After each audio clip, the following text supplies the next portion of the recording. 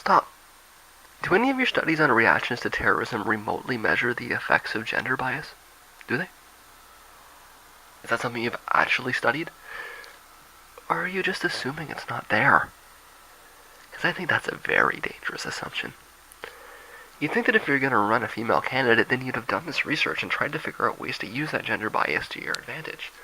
To try to determine ways that people may perceive a female as superior to a male, right? Unless, of course, you're just assuming it's not there. Assuming that, I mean, that's kind of like assuming that sexism doesn't exist. And what planet are you living on if you're making that assumption?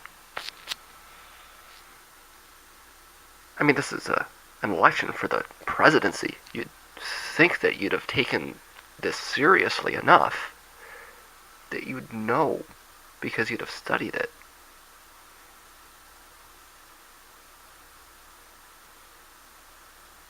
I mean, I guess the other option is to flounder against empiricism, right? Is to say that you can overpower people's biases and perceptions. I don't think that's very smart, though. I think the smart way to do this is to understand what people's biases and perceptions actually are, and then modify how you present yourself in such a way that you can use their biases to your advantage.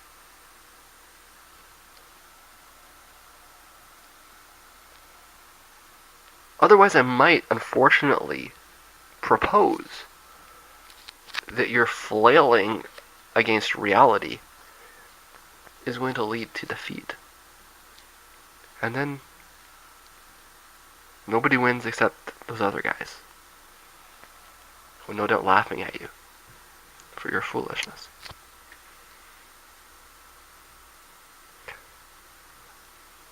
I'm not saying that this is unwinnable. I'm not. I'm saying that it boggles my mind that they're not being smarter about it.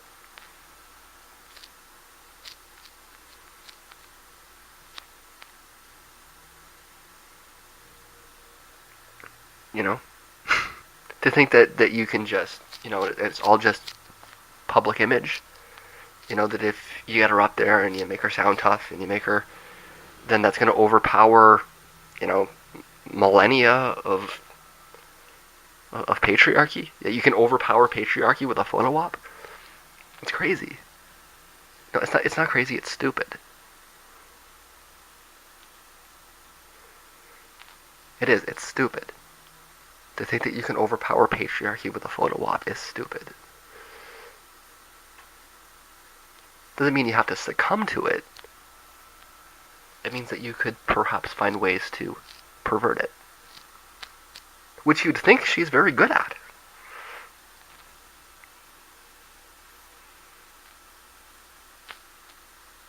But then again, she's been trying to do this for what? 25 years? Maybe she's not so good at that.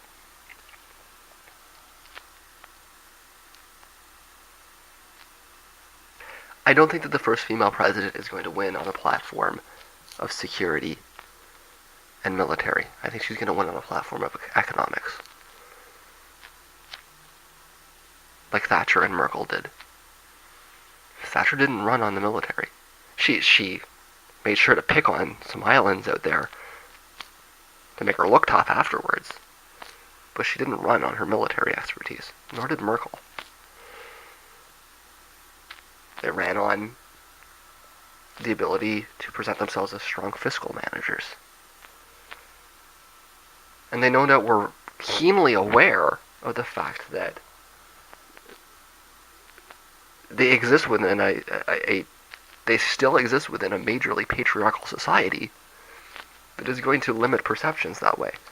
And that was the smart way to play into, the sexism of the dominant culture.